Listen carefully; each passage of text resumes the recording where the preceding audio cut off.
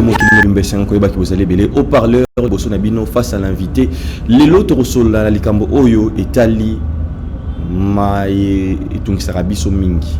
Vous allez toujours Nakati ya dossier Toko Lobela un visionnaire Oyo wapi lelo bananae bazali na mbutu tope kota ba enseignement nae to sukawana te to lobela hommage to beteli solo a ya mbanza sanda bande ko bofanda le bandeliti na suka boyoka makambo wana nani asala pour que lelo to ko royeba histoire ya papa Kimbangu boye pour ça la biso bien to sukawana te to continuer pour na robeta le kambo lelo bakoko bande ko belé bakuta na batu topé bisika na bisika ba moni makambo ke non moto abimise li koko nae basolola nae tozo mona bande comme sou bazali pour yango bande comme sou bazali contre kizali le kuta to solango aboye ba awa koko na bino soki akufi bande ko bokenda ba cimetière bande comme sou bokunda ou bien topé bozana ba belamba yande ko na bino ainsi de suite ni misho bolanda ngone bande litina suka bo comprendre na noto romona koko na yo to romona nani soko solo na yepe boy voana royoka oyo solo na ezali nani troye bango na émission bolanda ngo ne bandeliti na suka. Alors face à l'invité ya mokolo lelo ezali nani transition to yamba Papa Massamba.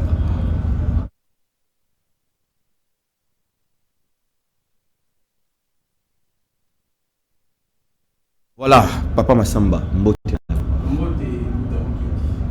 boni yo bande ko banda rozela yo face à face na Papa Ibula mais jusque là Papa Ibula meke ko joindre ngai tozo zoana te ngapi na meki ko zoa ko zoa toujours ko zoana te mais Kasera Etienne c'est toujours la famille mais toujours awa ba séjour ezali ya moto ya mingi. Papa Massamba est-ce que na bande ko bazali ko landa yo repesa moi message à moké introduction et puis si vraiment vous allez ko la rabango que ba roye ba rozala dessus te éveil, conscientisation, vous allez toujours rendez-vous comme d'habitude. Ouais, Maton Domingue pour la parole que vous m'avez accordée. Je pense que tout le monde déjà le savent. Parce que moi je suis un révolutionnaire pacifique. Donc, bateau déjà, bateau balandaranga baebi au Nazali. Donc, belé pena rolobambing ezate. Je pense que trop court la vivre d'ici et puis tout développer, ça sera une très bonne chose. Donc, Papa Massamba devant vous, je suis un révolutionnaire spirituel et puis pacifique. Donc voilà, enseignant de l'expérience. Moi j'enseigne l'expérience. L'autre fois, mais c'était pour la première fois que je découvrir Bongo. Donc, on a beaucoup formé le cas Mabélé. Tout ça, solo, histoire, tout ça. Bateau yo défier même na bateau yo kutu ba tiaka ba lobaka kutu mamba bonzambe ke bango bazana ba pouvoir mais yo défier na ba preuve so tanga na combo place boye moto bobo tuna pourquoi ya mwana pourquoi kumemi batu na ba dimension wana ya ba preuve. Mais en réalité vous savez la spiritualité est une affaire d'expérience. La spiritualité est une affaire d'expérience au-delà enseignement ou ya encaissé. Alors tant que ba komi na ba commencer ba sous réunion pour pas mal répéter comme on avait tout il y a on attend la cité ka ba combo ya bateau bazana facilité pour kende ko se renseigner pour avoir des informations si précis parce que dans la spiritualité un homme spirituel azan moto normalement faut pas découvrir yo que yo se faire voir normalement faut pas découvrir yo au lieu que yo se faire voir il y a un moniteur dans ça va sortir médiatique je parlais que de la spiritualité et puis sur les rétrospection na émission la sala na lobela mingi spiritualité na linga pena côté la histoire té parce que na yebi côté ni histoire vraie histoire o evandi en vuluzi Kimbangu na yebi ba côté ni ba histoire a solo ezali donc dans ce sens là na linga mingi ko lobela spiritualité ko fan dans la histoire. Donc excusez-moi un peu, je suis grippé et tout. Voilà, bah, on comprendre très bien. Alors, tout banana bon, on a dossier et ça vraiment à jour, intéressant à mingi bandeko. Oyo bazar au Talabiso, salutations à MC Tsongo, la reine du royaume. Oazali vraiment au Kengela, royaume Bisika wa Piazwami. Salutations à maman Nanuso qui association maman Mofondo. Toujours maman Zalara au service des autres. Babi soif de servir les autres. Et ton maman Nabiso yo pourquoi pas maman Bibi Chiounou.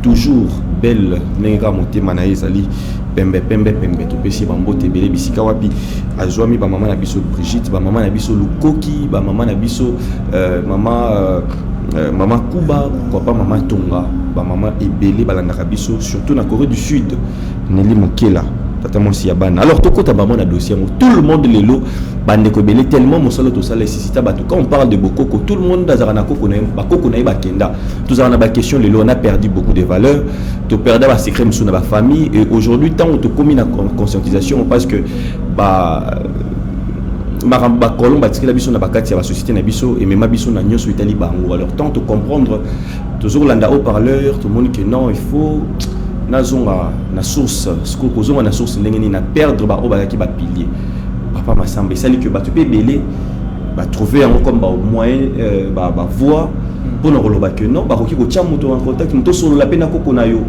Alors par exemple to zoneti ya kaya papa na bino kinda lobby awa na zaki na papa mais ça ya Congo fils de l'homme lobby que par exemple ba grand esprit même bi bande ba loba oh kimbangu lobby oh tout ça beaucoup mais mort même lié à sang na spiritualité même lié à ses contacts vous allez que la mutu musuzu azana famille na binoté et ko kipe ko impacter sur pratique wana ezala et ça les matopé ça les maté que dit papa Massamba na par exemple bande ko oyo balukaka ko solo na bato bakufa est ça possible topé bazo ko topé zatio ngi bande ko mususu balobi ke zatio ba mutu batchetio mutu mususu ko loba mususu babi ke te ya so peza pena solo ko ko kita fungola biso na bien mokingo manatiki le temps fungola biso vraiment ibisika wana to ko comprendre.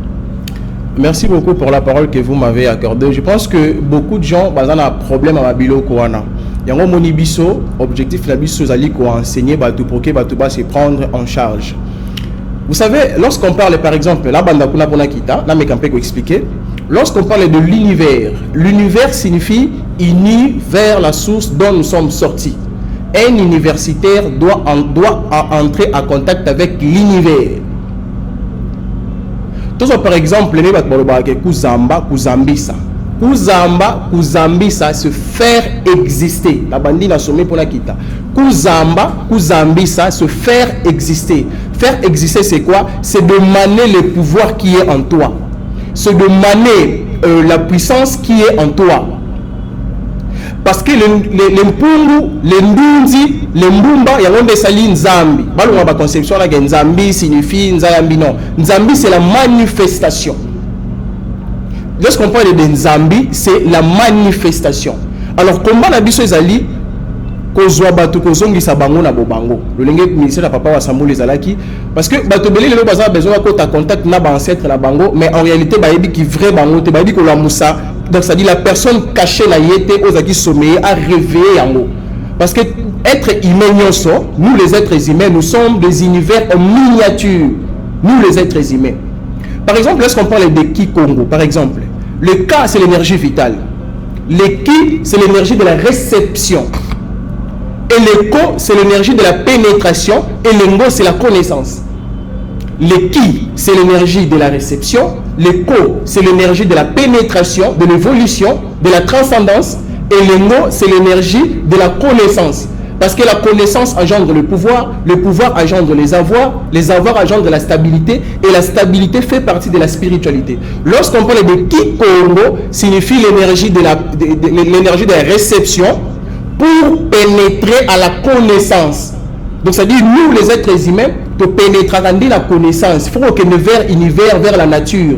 Il y a une religion, il y a un livre. Parce que le livre abandi, la Genèse, la Apocalypse, conception de l'Ezala, et qu'on a millimétré. Donc ça dit, au cas où la carte de mémoire, on va graver la moutuka kayangwana.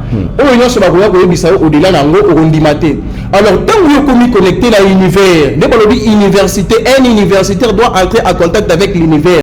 Mais regardez maintenant nos universitaires aujourd'hui, quand on est en contact avec l'univers, il y a besoin comment à mesure il y a créer. Nous sommes les alignés, ils allaient que la moussa, donc ça dit qui monte, qui vrai, qui sommet, la moussi à monter. Donc tant que la moussi à monter, on va à mesure, il y a comprendre la bio qu'on a entendu aux hommes qui ont besoin qu'il n'est pas tout bas invoquer la barre d'esprit, et tout et tout. Donc pour votre information, dans la spiritualité, Moutoufa se prendre en charge. Raison pour laquelle vous ce qui m'avait dit consommons tout quoi qui nous anime. Et raison pour laquelle Papa Sambou avait dit que prenez-vous en charge parce qu'il vous a tout montré. Il vous a montré comment entrer en contact avec nos ancêtres purs. Lorsqu'on parle des ancêtres, on parle des ancêtres purs. tous les ancêtres étaient au Bakouf en la christianisme. Parce qu'il y a 1 Corinthiens chapitre 15, verset 18, Bakoumi, que tous ceux qui sont morts au nom de Christ sont perdus. Et si toujours dans cette vie nous espérons en Christ, nous sommes le plus malheureux. Le plus malheureux, c'est les bateaux chrétiens. Quand tu meurs, automatiquement, au Kenya, tu vas la monde là-bas, on a perdu. Bateau, ce sont des mabiengwa, des mbenza. Visage ancêtre nos ancêtres universels, parce que tous les ancêtres familial, là ancêtre universel. Alors ancêtre universel bayara comment? Bautara na mpungu mbumba ndundi ne agenda nzambi manifestation, ne bango ba se manifestaka. Si vous avez un problème, à Kokikoya, alati elongi ancêtre na yo ya tikolo message, mais oh yo les akoko na ote. Parce que papa Abotio a emprisonné. Papa Kouloutou na yo, Alexa Genakisi allié à Zosa travaux forcés dans le monde infernal. Alexa Genakisi va kangi en captivité. Donc oh yo na yo le petit papa ayo peut un message. Non, ce sont nos ancêtres universels au bazar la disposition va être humain et va peau noire. Oh nzamba cha pour na biso. Alors tant voyez apprécier au message pour penser que ou apprécier au message je vois les papa là parce que papa na yo a ça la travaux forcés. Même si au tamboli pour écouter là ba voyant ou ba monaka bato bazana do la voyance, la polyvoyance, la hyper polyvoyance, ba oui ça ba oui ça bino que non papa na bino en captivité en ça ba travaux forcés, mbongo zo futa na monde invisible, ya lozo na monde visible pas montazo vivre no à sacrifier montazo ya mbongo ya makila. Vous comprenez? Bato monsieur arrivaka à Fandi Boye automatiquement à se retrouver mutumoko ya bi on ndeko simbela nga saki na koti ana on a pissé a simbisi saki pas à koti ana ke suba a failli la loti 23e mutana zo yate ba comme ti lobby et ça les 3 jours bisi maman non mutumo yo simbisa nga saki la comprendre état ba koti ke suba mais jusqu'à nos jours à zo yate bon besoin on saki wana directement fungoli ba tala ba mbongo la carte. Or s'il avait la connaissance il va comprendre maman que non ezali ancêtre nanga soit ezali ancêtre universel il a apporté un soutien. Et c'est la spiritualité. Mais Babylone, vous avez dit, oh non, yaka, na bega koko, na lobango même les missions et pas ton frère na yo, mananga, na facile officiel. Ce sont les bombards qui viennent. Na spiritualité gagner dangereux, parce que non ça m'appelle na cimetière yaka on sona koko na yo, fandi wana, bengi koko na yo. Non, c'est les bombards qui viennent. Le chef suprême, il va se piquer. Bangunza basala rangote, barosala rangote. Est-ce que Bangunza va bien à bombarder des bombes? Bon, Bangunza est-ce que ça qui va bien à bombarder des bombes ou des atio? Bon, entre autres, c'est entre guillemets parce que chacun de nous a sa connaissance, chacun de nous a sa manière de voir les choses, chacun de nous a ses capacités. Mais moi, j'explique l'expérience où on a vivre dans ma belle. Naïbi que ceux qui basali appellent voilà, c'est les bombards qui viennent. C'est les bombards qui répondent. Parce que quand on a fait chrétien, papa on a fait chrétien. Tant que la hiérarchie ancestrale, là avant Massamba n'existait, ils avaient que Massamba existant. Alors Massamba on a pire, pour là ça a fibre optique, elle a toujours connecté. Il faut là ça a droit pour qu'elle a un contact. Et ça la spiritualité positive. Raison pour laquelle je dis que la spiritualité de sa naissance n'a jamais été négative. La spiritualité de sa naissance a été toujours positive. Donc, ça dit un être humain a la capacité d'entrer en contact avec l'univers, uni vers la source dont nous sommes sortis. Parce que nous, les êtres humains, nous sommes des univers en miniature. Nous sommes des univers en miniature. Et là, ça va faire très attention à la Kikongo. Chaque syllabe à Kikongo a la signification d'ango. Kikongo signifie l'énergie de la réception pour pénétrer à la connaissance. Lorsqu'on dit ngo, c'est la connaissance. Lorsqu'on dit ko, c'est l'énergie de la pénétration. Kota, kola. Comprenez? C'est l'énergie de la pénétration, l'énergie de l'évolution. Alors, si on a un univers, on va que biso ba noir, tous à la carte, la religion, tout à la spirituelle. L'énergie de la pénétration, l'énergie de la réception plutôt qui, pour pénétrer à la connaissance. Ngo, léopard, la connaissance. Parce que la connaissance engendre le pouvoir. Ngo, léopard. Et le pouvoir engendre les avoirs, et les avoirs engendrent la stabilité, et la stabilité fait partie de la spiritualité. Parce que si tu n'es pas stable, tu n'es pas censé pratiquer la spiritualité, parce que vous avez la maladie. Spiritualité va pratiquer en haut, tant que le cerveau est tranquille, parce que méditation, méridien central dans le cerveau. Donc voilà un peu la lumière.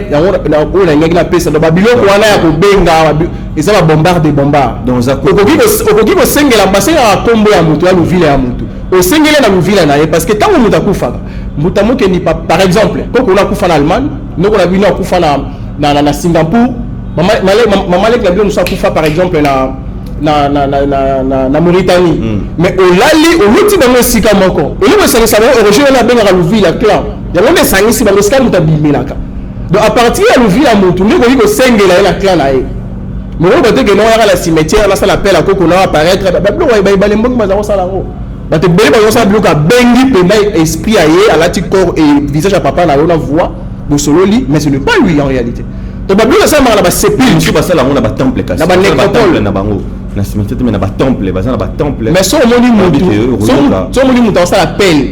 Il y a esprit au déjà décédé. Na kata temple, il y a ba ngwa za mabela cimetière.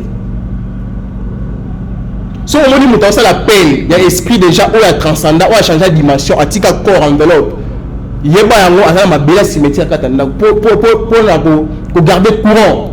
Pour garder énergie ou la cimetière à sépulcre.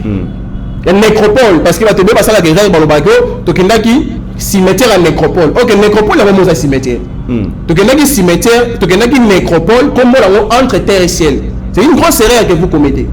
Donc ma belle on est un nécropole, bah il y a un temple, mais bon ça la facilité à regarder courant énergie fibre optique voilà les bombards des bombards. Le chef c'est pour ma cimetière. Vous comprenez? Donc voilà un peu la lumière que biso noir to bimana biloko wana to zala ka ba spirituel. Donc c'est d'ailleurs pour nayo message vous allez ko lancer na bandeko que tout pratique wana to le ka et ça les maraté. Mais pour éviter en koko zo benga ta muso azali koko pire ta koko négative. À pratiquer spiritualité négative, à koufi à quel homme ça koufi chrétien, automatiquement se retrouver à Rome, à se retrouver à Mecque par exemple. 1 Corinthiens chapitre 15 verset 18, tous ceux qui sont morts au nom de Christ sont perdus. Et si toujours dans cette vie nous espérons en Christ, nous sommes les plus malheureux, les plus malheureux et à nos jours, nous demeurer toujours pour espérer en Christ. Même au coup de musulman, l'islam est une section du christianisme, on va catholique. Tout chemin mène à Rome. Vous comprenez? Tout chemin mène à Rome. Bâtir en référence dans la Bible, Daniel chapitre 7. Le verset est conforme à Muhammad. Sallallahu alayhi wa sallam. Donc on tire référence à la Bible, c'est pas catholique. C'est pas catholique. Donc quand tu meurs automatiquement tu es perdu. La hiérarchie familiale, bah on va la sembo, ndé bango ba yo c'est l'intervention, soit ba go apporter les richesses familiales au domaine kodia. Donc voilà un peu nous les Africains, nous sommes nous les Africains nous sommes des spirituels, nous sommes censés d'entrer en contact avec l'univers. Voilà. Merci beaucoup. Alors, tu as un peu le temps que tu as mais la maman, tu as pause publicitaire et puis tu vas continuer tout juste après.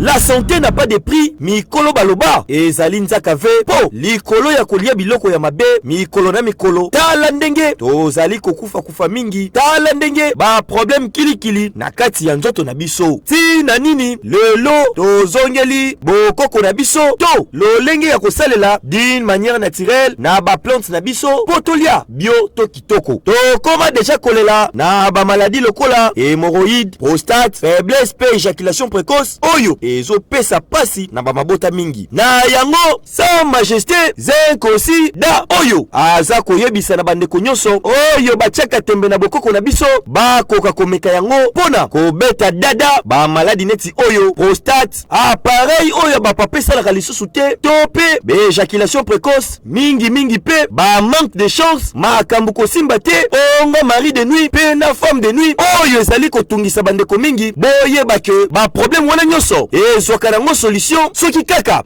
ozwi biloko ya solo nde okomona kimia ekoti papa mama ndeko mwasi to ndeko mobali mpo na kokota plus en contact tala banimero oyo eza affiche awa mpe benga mbala moko to mpe leka na victoire numéro 2 na immeuble la joie na premier niveau nga nazongeli na nga bokoko nakolia lisusu mabe te nakopesa valeur na banzete na biso moko ya boye oparler lo ndeko ya Congo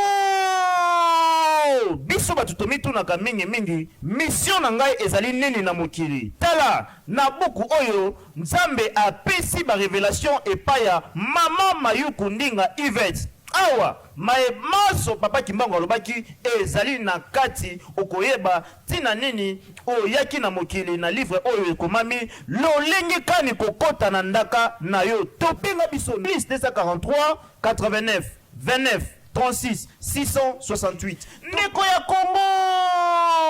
Voilà, de retour sur ces plateaux, le temps que tu allez continuer maintenant, Tokota Donc continuer toujours dans le sujet Nabiso. Alors, tu reçois vidéo moro ya papa wa Sambula de heureuse mémoire. On a entendu que moro ya visionnaire, topé visionnaire, il y a mouvement les arrangements sont comme qui toi dit qu'il y a basolo. Voilà, comme ça on va casser. Voilà, tu reçois comment maloba na moro loba et puis tu continuer. Tozonga, tout n'a pas masamba ba question pour un peu répondre biso a. Allons-y à l'image. Misusu ba komi ko ba misusu to baloba ke no ah. Bongo ye papa Sambula ye moko neti na makambo ko tonga kilongo. Bati musu ba bongo ye moko nzamba pesa misala. Poni apesa mbonga tonga kilongo te. Papa imagine est-ce que kilongo tozo tongo pona nzambe to pona yona ngai to bika. Te siko faut to comprendre la place mususu moto azabu moto bon moto salaka. Et pas moto no so bon moto et salaka donc wana to solo te komi bonyama. Non, bon moto. Papa skis. Matériel obiso to solia awa. Misusu ba komi ko ba misuku to baloba ke no ah. Bongo ye papa Sambula ye moko neti na makambo ko tonga kilongo. Bati musu ba bongo ye moko nzamba pesa misala. Poni apesa mbonga tonga kilongo te. Papa imagine est-ce que kilongo to soto ngo pona nzambe to pona yona ngai to bika. Te siko faut to comprendre la place mususu moto azabu moto bon moto salaka. Et pas moto no so bon moto et salaka donc wana to solo te komi bonyama. Non, bon moto. Papa skis. Voilà, de retour sur ces plateaux. Na vidéo morobo na ba recherche na ba dire pe à papa wa Sambula de heureuse mémoire. Aloba que il y a une église, te batune sur une église, alobi qu'il y a une église mais azana kilongo. Et là tout sur Kolanda batune likambo il y a kilongo pour na rotonga azo me kapeko ko expliquer likambo ba matière to sale la awa likambo nyoso mahambo nyoso mokili awa eza différent na yakuna mais na kutiki longtemps yo moko me d'abord na habite ça ba code caché ou déchiffré tout ce qui le mois quelques minutes ou me kana ko expliquer biso. Matondo mingi na bandeko bazolanda biso. Je pense que aujourd'hui la rozolinga pena na répondre ndeko mo pas poser la question ana ala peine ndeko moko ya kitwa dikeba sur la mer en France. Tomeka qui un peu échanger na yé aussi ça quitter. Déjà pour votre information, c'est que vous devez retenir tant qu'un homme spirituel, tant qu'une femme spirituelle. Je l'ai toujours dit que nul n'est plus sourd à part celui qui ne veut pas entendre ou comprendre. Message union sur la messager à coder. Il faut ce qu'on décoder en haut pour que on comprendre. À tout moment, tout le monde a aussi un PVE et toi dit ça, et toi dit ça biso. Et aujourd'hui, je donne une raison. Na ba mégatou ya Maïkari, na ba sango église catholique. À tout moment, vous avez papa Sambula, alors papa Sambula, matière aux opé sabana wana, et l'équipe makasi mingi, bah on comprend en côté. Parce que vous savez que matière aux opé abana wana, et l'équipe makasi, donc ça dit ils ont pesé. L'icône la bango, bah on tika la comprendre yote. Tout le monde a bango enseigné, bah tous les gars likambo, bah makamba kilongo, on est à vidéo total. Alors binini, kilongo, bah ton lango pour la lana on est au bika, mais bah ton kilongo pour la nzami pour nous tous les dotés. Mais tant qu'on dit qu'il est pour le coup, parce que nous sommes des êtres humains, c'est-à-dire nous sommes des univers en miniature. Tant que tu as kilongo, pour la lana autobika, mais tu as kilongo pour la nzami pour. Je pense que la vidéo est claire. Alors, papa Sambula Zaro le baboy. Tous la vidéo pesa, je pense que dans la prochaine émission de Rochanga Lobi, tous ont la religion ancestrale, malgré tout la religion, tout le monde va comprendre. Vous comprenez? Abi Kilongo, tout le monde va comprendre, mais en réalité, qui te dit qu'il y a sur loi, ils ont la université spirituelle parce que audio est ali, tout le monde a le baboui. N'a y dans un Kilongo té, dans une université spirituelle ancestrale noire positive de la très haute dimension. Parce que la carte qui te dit qu'il y a sur loi, bah te bé bazo papa Sambula, batikala au monde a été, batikala au soleil a été, batikala au lien a été. Donc il fallait que la musique a télébiso Sili a pesi biso enseignement a Kati a côté la rata chambre a no pesa enseignement ya bato libanda. Nous toisons enseigné de 9h à 17h sans Bible, sans livre, sans ordinateur. Papa, voilà ce qu'on peut penser à Rosani. Vous comprenez un peu cela? Nous avons enseigné spiritualité de 9h à 17h. Ceux qui ont dit PV en Zambie, ils ont la nini. Ils ont dit université, ils ont dit tanga. Il y a un papa qui a dit pour la image codifiée à la religion. Parce qu'il y a des personnes qui ont dit que la conception de la religion, Il y en a à tout moment que prenez-vous en charge. Je vous ai tout montré. À l'accès tout, à l'accès au contact dans l'ancêtre, à PCO, ma forme, ma combo, ma ancêtre. Donc ça dit, guide vient du mot guider. Tant que vous avez guidé, il y a comme un contact dans l'univers, aucun ne découvrir pourquoi. Parce que Bissot va être humain. Autre yebi, et ça qui est sur le plan spirituel. Mais autre yebi, c'est l'équilibre. Mingi, on va encore passer au baguette. On ne jamais qu'on mesurer altitude. Il y a océan à Moussapi. Spiritualité dans l'océan. Ceux qui ont compte à rejoindre la cantine, nous sommes à côté à Azoranaton, nous sommes à côté à rater, afin de la pembe, il y a aussi à Zobéna, Maïzoya. Vous comprenez un peu cela? Donc, ça dit pour lui, c'est une université spirituelle ancestrale noire, positive, de la très haute dimension. Donc, ici pour qu'il compte à contact dans l'univers. Il y a un universitaire doit entrer en contact avec l'univers.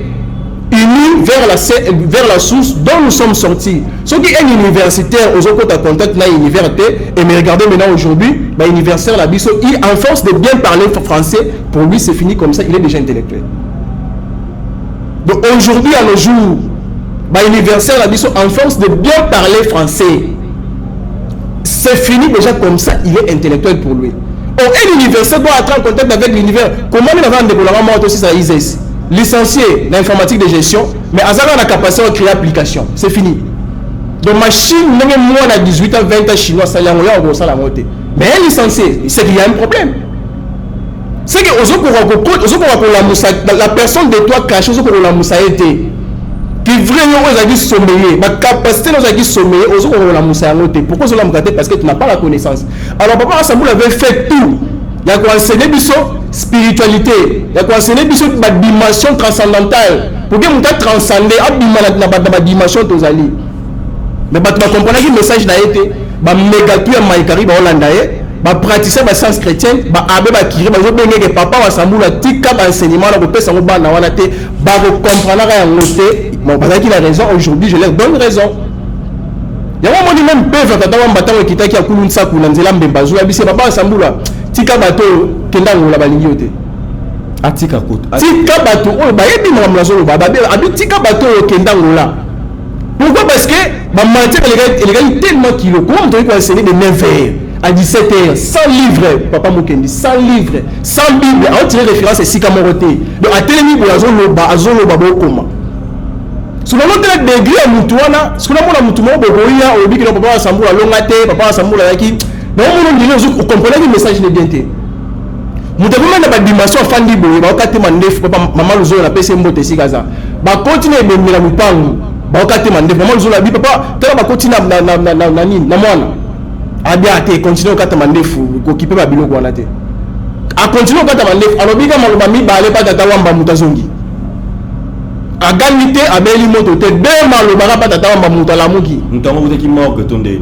Beaucoup transforme la nyonso yambanza mbomba yaki so mutakufi bazo bisika akotani a so koti la banga papa wa sambula bazo so bagani satana raté mutu wana donc eza la commande ya famille ani donc satana raté so akoti wana surtout na la dimension mutabongo mutakomna niveau ko ba dema lo ba tata wamba mutazongi surtout on so ba ke non papa wa sambula longa te c'est compliqué na habiter ba mega tout ta maïka bazo bisika papa wa sambula tika enseignement zo pesa ba initier ba pesa ngone na mankango na bango ozo pesa ba ezo pesa ba maman presque qui te dit que ba sur ba yeli langage wana ba appel papa zo reçoit donc ba enseignement les gars tellement makasi et aujourd'hui je comprends que ba comprendre papa te mais babi que sa mort papa yi mo kwa tikala ko yeba te kazo kufa azako le ba za ba audio ba fala papa wa sambula te ba za ba ona ba poto ba zela ba mate ya ba teli papa kanza ba teli papa bofunga la pesi mbote papa bofunga pe mutayisa que kilo nous allons juste pour la ko se fortifier. La recommandation à Tata Wamba, pour la Tata Wamba. Vous comprenez? Qui l'ont une recommandation à Tata Wamba, mais retournons pour la lana de Tobika. À expliquer ma biloko, c'est comme si aujourd'hui, la zone de papa Massamba a une supérieure à papa, il y a papa Bofunga la connaissance. Il faut à 17 fois fou. Vous pouvez avancer ma casse la connaissance, vous les avez même. Donc, et lui, pour le bâtiment qui va me sur grâce, il y a aussi ma micro, hôtel, ma libosa, battu na podium. Désolé, les bateaux sur la foule, la connaissance. Non.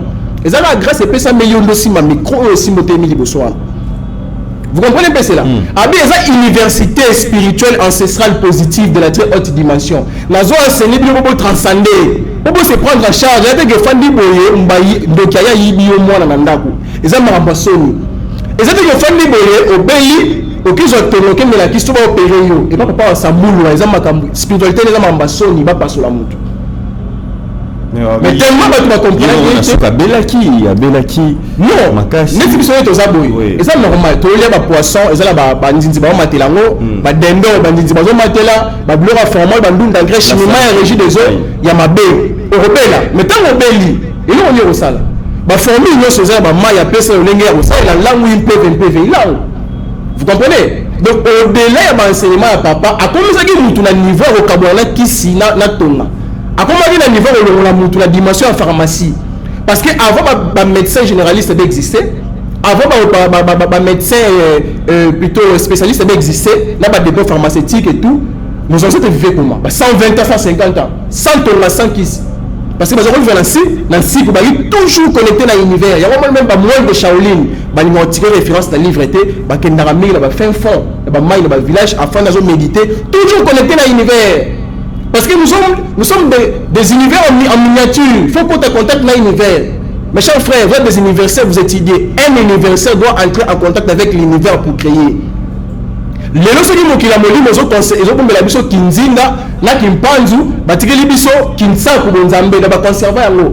Balo baté que Félix Neraza bosso sali, on va arriver par là. Donc pour votre information, papa Samuel a dit la université spirituelle ancestrale noire positive de la très haute dimension. Bah audio ezali.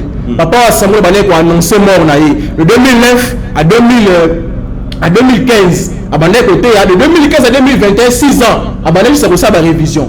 Azako bakela zo préparer bino pour la zo kende. Bobongama, bon se rendre pire parce qu'il me pose un campeur, qu'il me pose un ganzo le liko, il a beau se prendre en charge. Parce que à comprendre que na biso peuple Congo, peuple Kama, il faut oser la libre.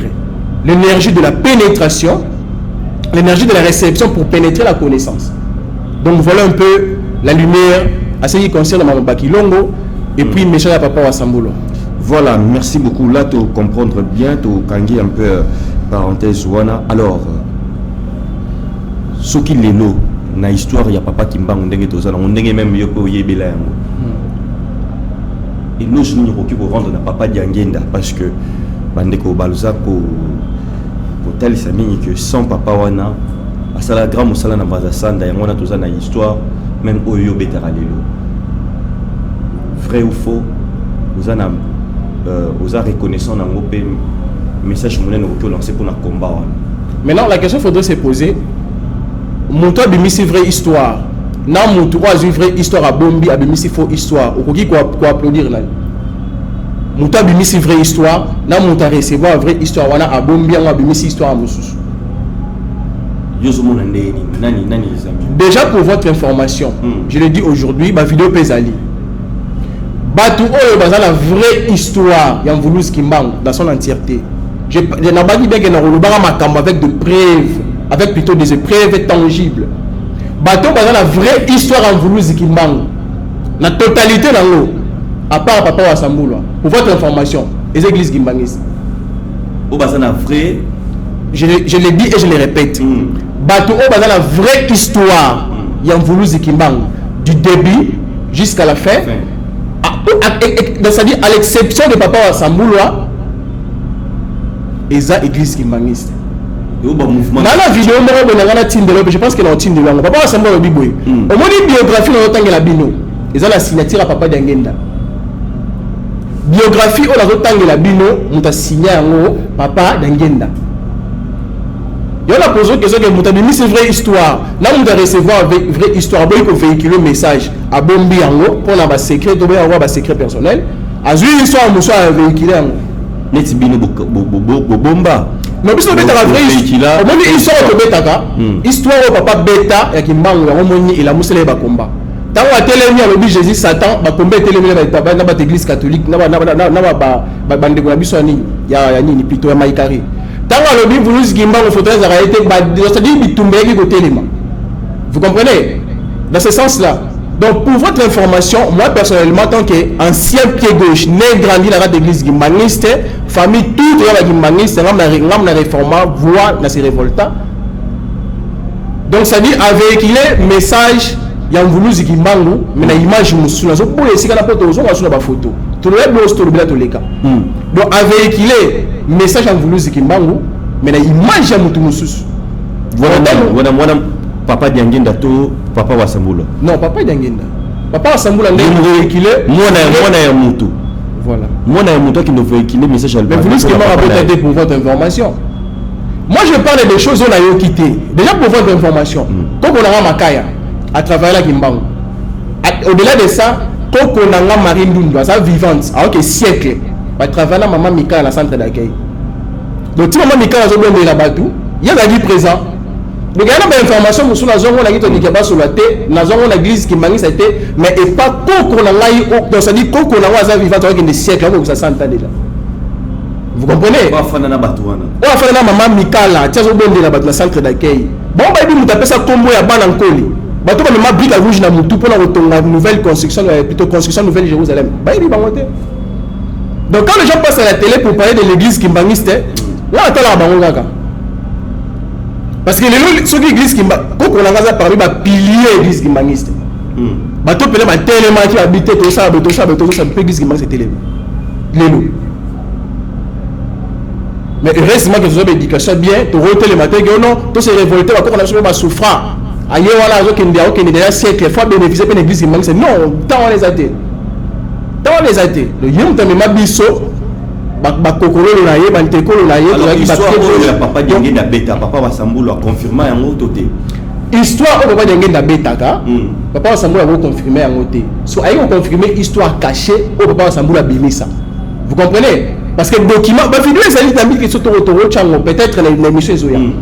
Donc ça dit pour vous dire que bateau yon se baleka ah bah ça là bah défi que le bah l'église qui maniste était surtout ne papa Mbenza a ébiété surtout ne papa Zako a ébiété mais il parle de l'église qui maniste surtout ne camp Mbenza a zo maîtriser le côté église qui maniste a eu la nénine a ébiété bah dans le banana a nénine a ébiété mais il pas ici donc ça dit il pas l'église qui maniste mais il ne maîtrise rien de l'église qui maniste bah dit pourquoi bien l'église universelle bah dit pourquoi Babi pourquoi tous les présidents ont na Congo qui na Kamba. Mais toi va pas Léopold Mutombo Kalongo. Na 8e million limité. Ah ça rappelle plein. Pourquoi poser la kenda kuna te? Toi va te bene bazo leka awa ba te bene ba ça ba émission. Pourquoi ba na pas ba moto ba kenda Kamba. Bon ba bi kinzu ba bi nini o plutôt. Nkutu de ba mambo. Ouais c'est miki nzinga. Ezaka. Au-delà de magie à présent de pratiquer ba franc-maçon. Pourquoi ba kenda kuna? Nkutu de maman moi c'est miki nzinga ngwe léopard ya rédiger Congo ba biso la. Est-ce que bazora yango to ce sont des secrets d'état ba secrets de ça ba ko bisango la ko bisango la té ouais ba ndeko musupe pasa ko tala biso bazora bazela rapper ngo pe na ba résultat non pour tout le monde a na pression so mu konzembo na ki kunete za pression il faut na kende kamba mais tant oiseau qui n'a kamba bazar aux il faut tout le monde rappelle mboka pe quand même échanger. Je vous dis des histoires qui sont vraies. Mboka ils ont comment toujours ma bête de plus en plus. Je vous dis des histoires qui sont vraies. Papa Samuel le Baraboy. Bon appelle cet exemple moi Mouké. Au bout de moi à 15 ans, Azam mineur, c'est la conception impérialiste parce que c'est l'homme biso la qui koulou, ce moi là 12 ans déjà majeur. 12 ans déjà majeur. Et 12 ans majeur, 13 ans bali. Quand on a 13 ans, 14 ans, sage, mais 13 ans, 14 ans, les notes, téléphone, tu as Android, tu as ça la bien. Excusez-moi les termes. Horloge, tout ça, il y a la raison, il y a impérialiste. Tu auras la 24 heures, l'Afrique. Soit dans le monde, dans l'univers, tu auras la 24 heures. 24 heures, c'est significatif. Tu auras la 7 jours de la semaine. Ils ont dit qu'on a banque impérialiste. Alors, tant que moi, là, par exemple, il a 11 ans, à Salimbeba, à côté de prison. Donc, comme le 1er janvier, par exemple, tu as fait une nouvelle là, dans le calendrier romain. Au sommet de l'amba, qui est au la prison. Vous comprenez? Parce qu'ils sont en captivité. À refléter bien la malade, c'est pour la montée. Il faut qu'on a libre, mais on s'est dit, au besoin, il faut qu'il coûte, au pessier. Et les papas, c'est moi, que tata pour tout le monde à cause de la code de création na kinzinga ou solo wa ba formation té kinzinga ou solo jusqu'à ce que vous comme libre Il y a un papa Samboula, bateau va comprendre une mission a été. Sa mission était à cause de sa bateau na bobango. Vous savez, à ont restauré, à ont préparé un camp où il y a na qui point à zone. On voulait ce qui m'a lobelaka. Donc c'est ça sa mission. Et c'est ça. On a jamais sa bateau. Mon cher frère, je mets tout le monde au changement. Parce que je mets tout le monde au défi. Je vous dis, je mets tout le monde au défi. Moi, maintenant, sur les gars, toucher l'église qui m'a mis, il y a des secrets à dévoiler, il y a des secrets à ne pas dévoiler. Je vous dis, pourquoi président de la Congo toujours un Kamba. Il y a mais tout le monde va plein en Congo. Mais qui t'a dit vous pensez que Félix a la mise sous des mise à Molimo à la montée, voyance à la montée, polyvoyance, clairvoyance, hyper polyvoyance, même la 4e dimension à la montée. La mise sur Molimo, président de la République, à un moment mais les amis, ça va mise sous Mamonaka. Donc la mise sur qui n'a plateau lobe. So déjà on a mis sur un franc-maçon big oh logo exactement. Papa Massamba. La zone ça va évoluer la spiritualité. Donc même ça va yoki mamakele le nyonso na ça qui il y a tout un service mais bazo il y a tes parce que bazo mon rien. Il y a tout un service na niveau présidence on va contrôler les réseaux sociaux. Ouais, bazali. Il y a un peu président. Si on déjà là tant que bango ba grand homme spirituel tant que déjà qui mangobo qui mangaou qui vit de loin qui théâtre. Jamais commandant cinéma roté ma bonne commentaire j'y pas là. Aboyate pour être déjà sur le plan spirituel alors surpasser Yoalekio. Bon bah dit tout de maman Kinzu. Oya Congo. Pega tu peux pas dire. Vous parlez des histoires que vous ne maîtrisez pas. Moi votre frère, j'ai eu le temps, il y a que tambo la babisike belé.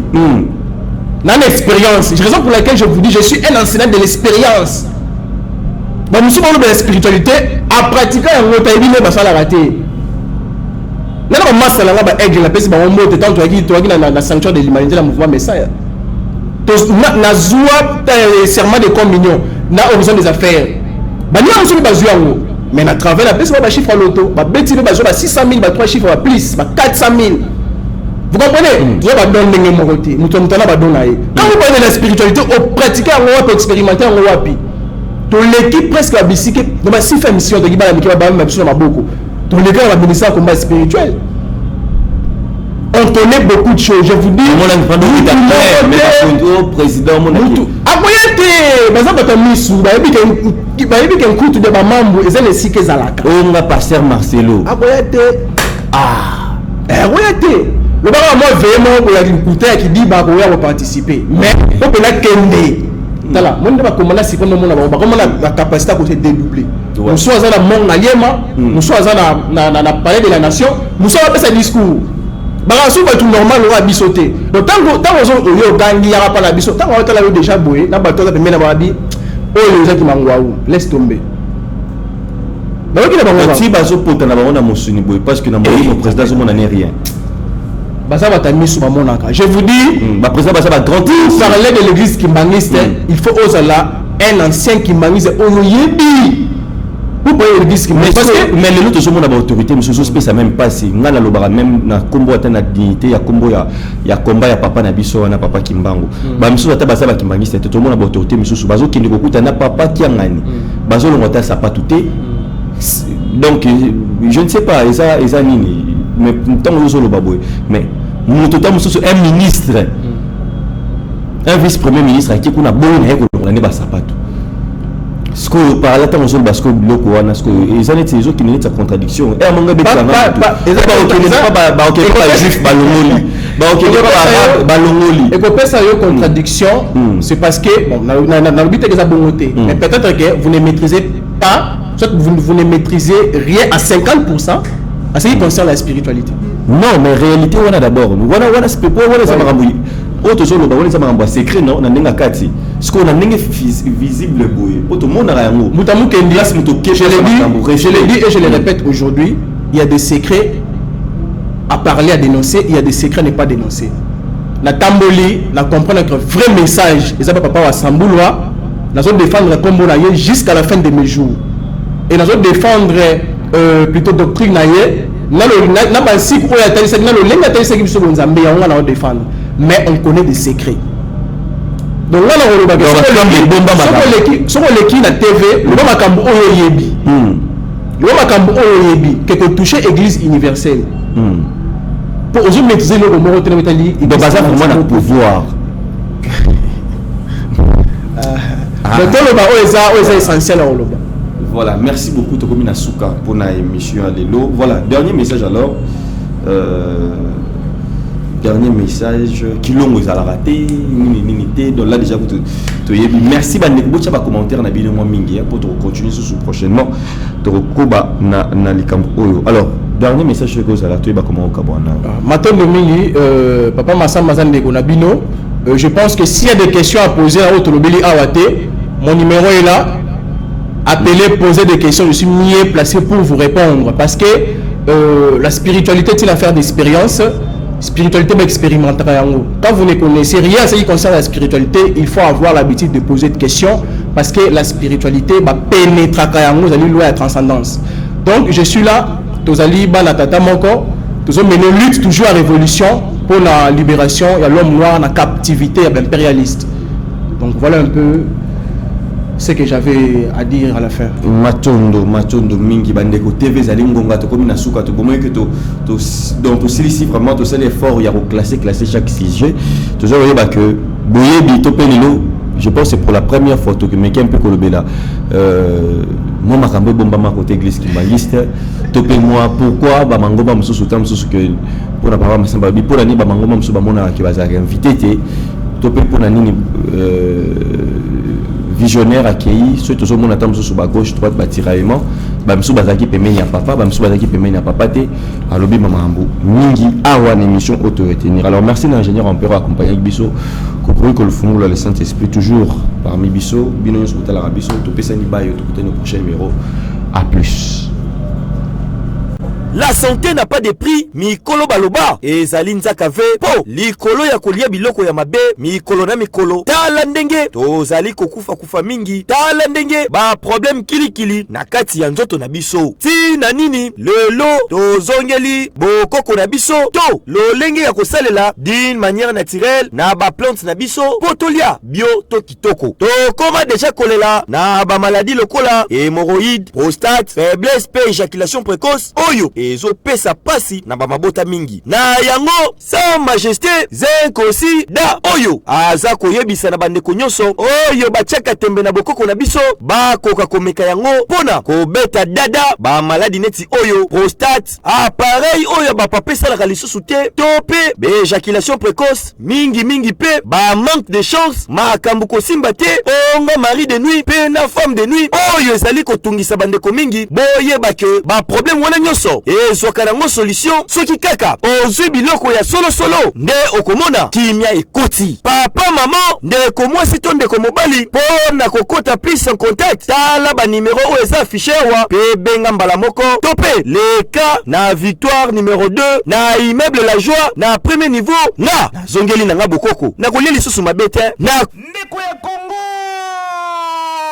biso batutomi tunaka mingi mission na ngai ezali nini na mokili tala na buku oyo nzambe apesi ba révélation epaya mama Mayuku Ndinga Yvette awa maso papa Kimbango alobaki ezali na kati okoyeba tina nini oyaki na mokili na livre oyo ekomami lolenge kani kokota na ndaka na yo topinga biso plus 243 89 29 36 668 ndeko ya Kongo na buku oyo okoyeba.